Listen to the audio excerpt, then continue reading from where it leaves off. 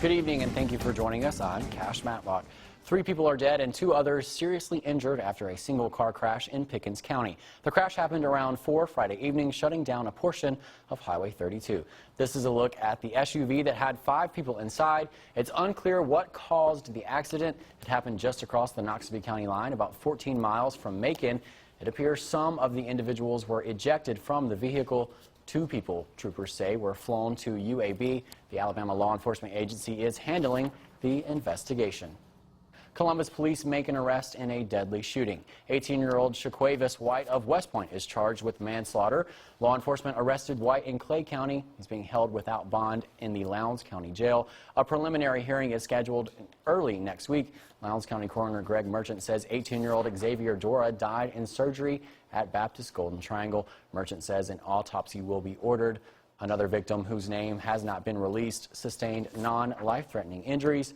The shooting happened in an abandoned house near the intersection of 17th Street and 5th Avenue South at around 4:30 Thursday afternoon.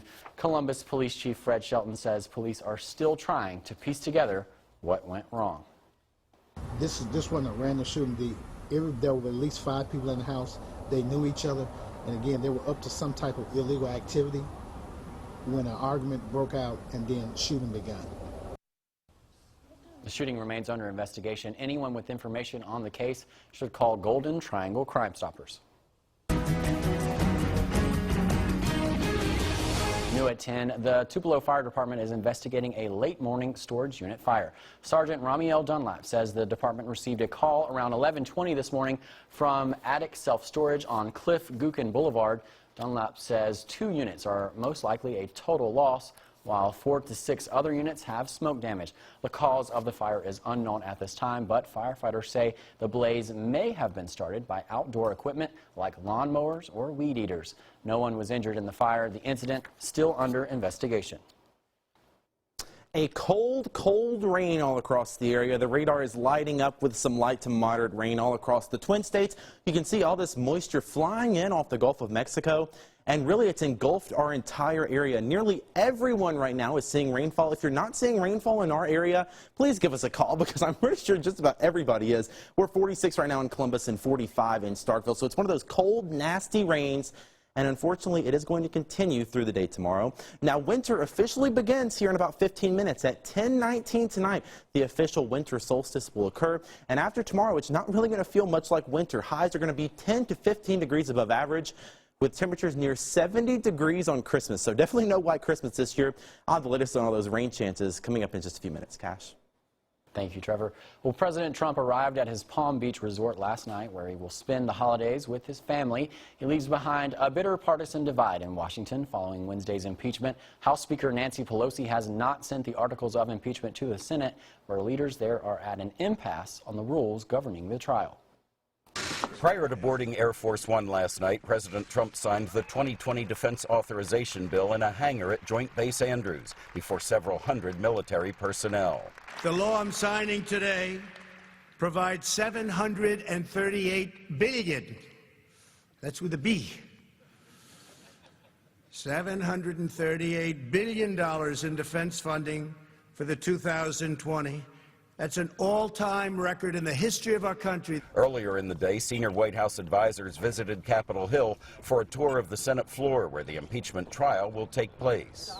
Leader and his team assemble everybody so we have a chance to meet and see, like I say, where the locations are. We remain at an impasse on these logistics. But Senate leaders Mitch McConnell and Chuck Schumer have yet to agree on how the Senate trial would proceed. I told Leader McConnell that we would not support any trial without witnesses and documents. And House Speaker Nancy Pelosi said that before she sends the articles of impeachment to the Senate, she wants to know details on witnesses and procedures. We would hope there would be a fair process, just as we hope that they would honor the Constitution. Meanwhile, Christianity Today, a magazine popular with evangelical Christians, a key part of the president's base, called for his removal from office, writing in an editorial, "None of the president's positives can balance the moral and political danger we face under a leader of such grossly immoral character." The president lashed out at the magazine in a series of tweets, calling it far left and adding, "No president has done more for the evangelical community." On Friday, the president accepted Speaker Pelosi's invitation to give the annual State of the Union address on February 4th. As a sign of the times we're living in, that came just 2 days after Speaker Pelosi oversaw the president's impeachment. Chip Reed, CBS News, West Palm Beach, Florida. The countdown to Christmas is in the single digits, and today in Baldwin, the people at one church shared their spirit of giving. Our DeAndrea Turner was there and has more on the story. Standing in line with a dozen of others waiting her turn, Jenny E. Crump has been coming to the United Methodist Church of Baldwin's food pantry for almost a decade. The pantry gives out food every month, but during Christmas, they give a little more. And it's really a help out for people that, that's on fixed incomes and retired people and stuff like that. So it's really a help. It's a very nice place to come. They treat you really nice and friendly. And it's a blessing, to anybody that needs it. Her own blessing has turned into a ripple effect for others. I do a lot of chicken and dressing. People love my chicken and dressing. I do a lot for my church and stuff like that. This holiday tradition has been going on for about 20 years, and volunteer Daryl Winston says the people who come here leave with a good meal to share with friends and family. At Christmas time, add a bunch of extra meats and cheeses and eggs and breads and things of that nature to the boxes.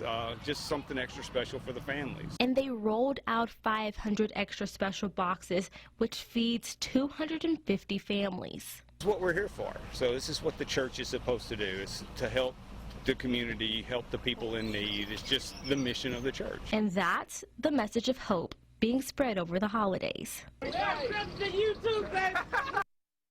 local food giant and several industries in the area partner with them to make this event happen every year. Well, when we come back, even more people giving back to their communities. That's coming up next after the break. Stay with us. Watching WCBI News at 10 p.m. with Cash Matlock.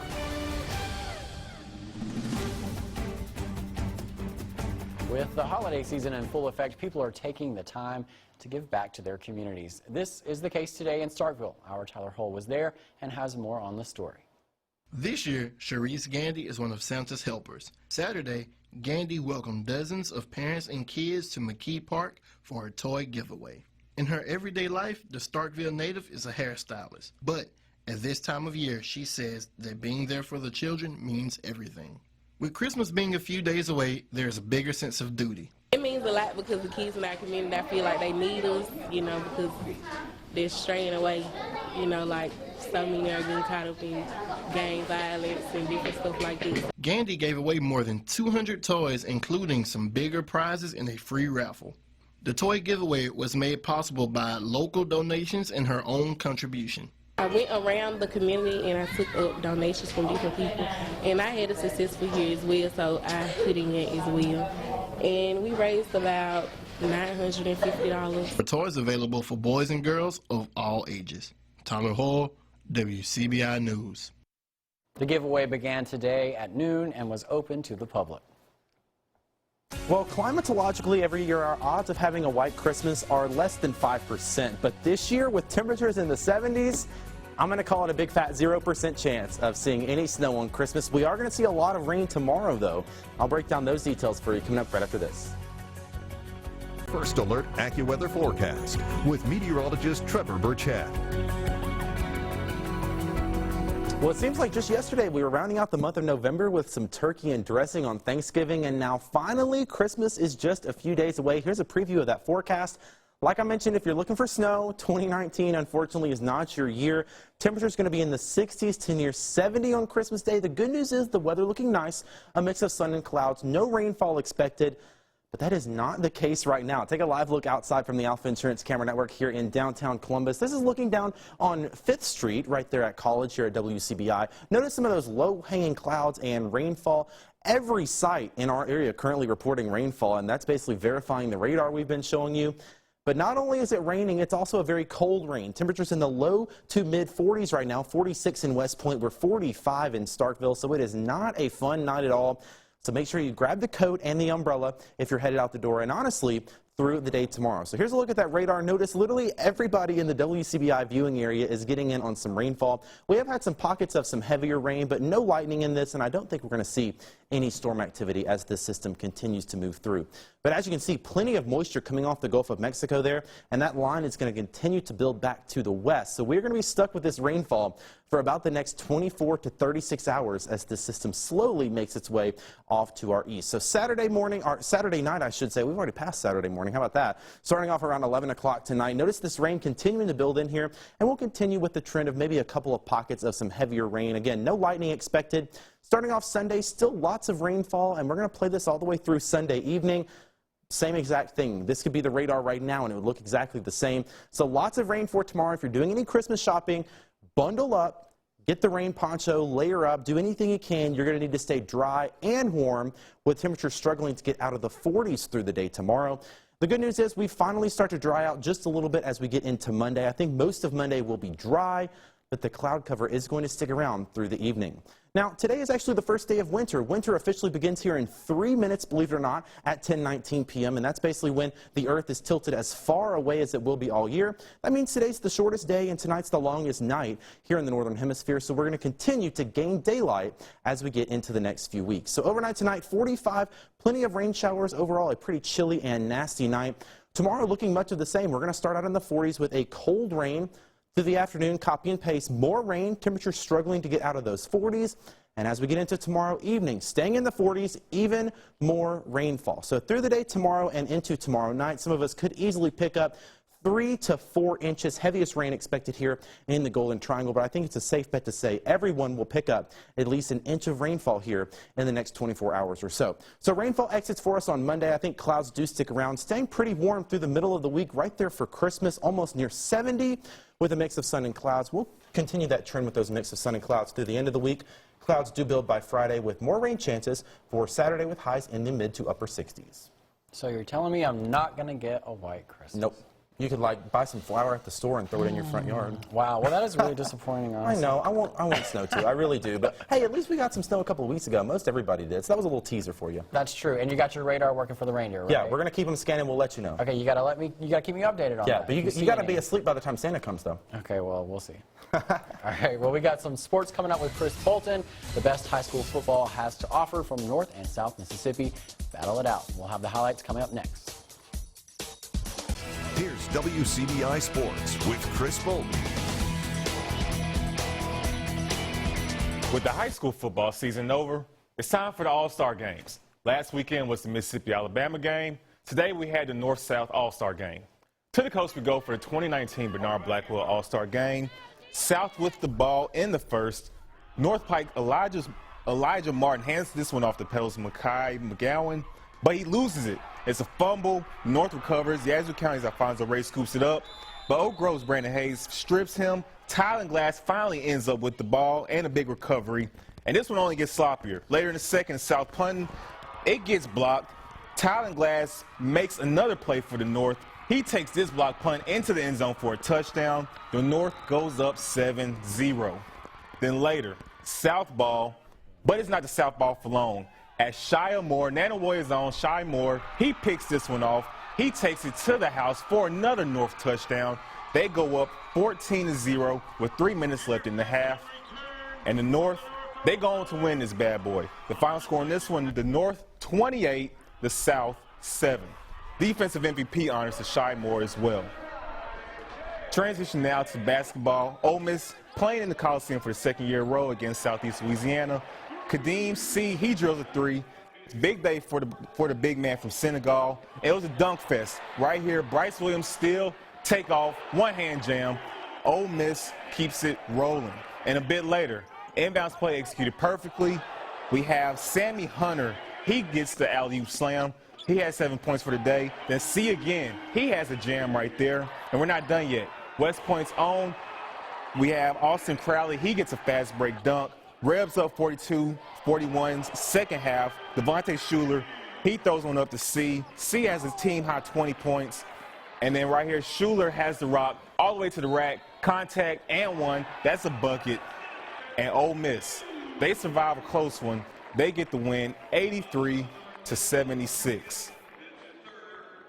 The Hell State Hoops played in the Duel in the Desert finals earlier, and they get the win 72-59 over Virginia. Freshman Rakia Jackson earns tournament MVP honors after she scores a team-high 17 points and also pitched in 5 rebounds. And Jessica Carter, she had a big night as well. She had 13 points and 15 boards, giving her 4th double-double this season. MSU will be back at home to take on Arkansas Little Rock next Sunday. We have high school hoops from the Joe Horn Classic and more coming up after the break. Stay tuned. Starkville Lady Jackets in action, taking on Minor out of Alabama. Right off the bat, great ball movement here. High-low action. Sakuma Swell to Amaya Ford for the layup. Starkville cooking early. Then Jada Odnell, she heats up from the outside. She gets the ball right here. Step back Jay, puts it up. Buck, that's good. Then later on right here in the corner specialist on goal. She knocks down another 3-pointer. Starkville up double digits. Then right before halftime, clock ticking, Lady Jackets get inside the Raven Cherry. She puts up the shot off the glass. It's good right before the horn sounds. And Starkville, they go on a cruise to a win. The final in this one, Starkville 43, Minor 25. New Hope up next, taking on the Miners boys squad. Fast start for the Tigers on the fast break. We get a dish right here to big man Andre Miles for the finish. Minor starts the game on a 6-0 run. But then New Hope goes nuts. Caleb Purr, he gets the ball, gets it in to L.J. Hackman for the 3-point party right here. Here's the bucket and one. Then later on we get Jalen Smith going to the rack. He gets the finish. That's good. And the Trojans, 17-2 run. They're up 8 at half. Minor gets back, though. Nice feed to Evans. He elevates for the 2-hand jam. Minor takes the lead. New Hope down 3. Good ball movement. Dwayne Hughes gets the 3. Ties the game up. But Minor, they go home to get a foul. They make the first shot. Second shot, miss. New Hope with a chance right before the buzzer. They throw it up. It's no good. And the Trojans, they take their first L of the season. They lose 59-58. Starkville boys looking to bounce back against Ridgeway out of Tennessee. Defense to offense for the Jackets. Trey Jackson with a steal. He finds Forte Prater. He does the rest with the layup right here. Bucket. Jackets up early. Jackets stay out in front. Prater, he's going to find Colty Young, the lefty. He puts up the 3-pointer. That's a buck. And the Jackets keep things rolling. Starkville, they continue to play through Prater all day. Full court pressure right here. He blows by the defender, gets to the lane, right-hand layup is good. That's another bucket for the Jackets. Defense turns to offense right here. Forte gets the steal all the way to the rack and the one-hand jam. That's icing on. That's very nice right there. And then later on, icing on the cake right before half. Cameron Skinner to Eric Green. He pulls the 3. Deep range dead-out Hall of Fame. That's a buck. And Starkville, they go on to get the dub. They win 70-61. Now to Tupelo for more hoops. Pine Grove taking on Hernando. First quarter, Brianna Baggett on the drive. She hits Lauren Elliott in the corner. That's a 3. That's good. Panthers down 1. Later on, Hernando has the ball in the break. Kiana Neely finds sophomore Abby Harrison. Head fake. She goes over the layup. That's good. Tigers lead. Second quarter, Kenzie Miller, she has the rock. She finds Carly Rogers slipping to the basket. She puts up the shot. That's good. Panthers trail by 2 after the make, but they're going to lose to Hernando. The final in this one, Hernando 48, Pine Grove 31. Baldwin boys in action. They take on Hernando as well. First quarter, Tigers start early. Jalen McCulley, he does a step back. Luka Doncic 3-pointer. That's good. Cash, Hernando up 5-3. Later, the Bearcats on the fast break. Gabe Richardson, he goes all the way to the rack. He misses, but Riley Horde is there for the putback. And now the Bearcats, they tie things up. Still in the first, Richardson, he takes a dribble handoff all the way to the rack, hits the contested layup. That ties the game up again as well. Then near the end of the quarter, Sean Wade has the rock. Entry pass to KJ Hickman, who does the rest. Tigers, they go up 2. And Hernando, they go on to win this one by a final of 49-42. That's all we have for sports. We'll have more coming up after the break. According to Forbes, the highest earning YouTuber ranked in $26 million this year, and he's only 8 years old. This is Ryan Cagey. He has amassed almost 23 million subscribers on the Ryan's World channel. He started unboxing toys on camera when he was just 3 years old, and he has expanded his content since then to include experiments and educational topics. And honestly, this is mind-boggling to me. I don't understand. I mean, he can retire right now. You know, suddenly I'm wanting to go up to Tupelo to Best Buy and get a camera. I know. We just need to start a YouTube channel. Let's do it. And I know last week we reported, you know, someone duct taped a banana to the wall and they made $120,000 off of that. It's just like anything will make you money, it seems like. I know. So maybe we need to look into get in on that. Yeah. I know, right? Maybe we have to come up with the next big thing, I think. Okay, so we're going to start a YouTube channel. Let's do it. I'm down. All right, you guys. Well, thank you so much for watching tonight. We're going to see you back here tomorrow.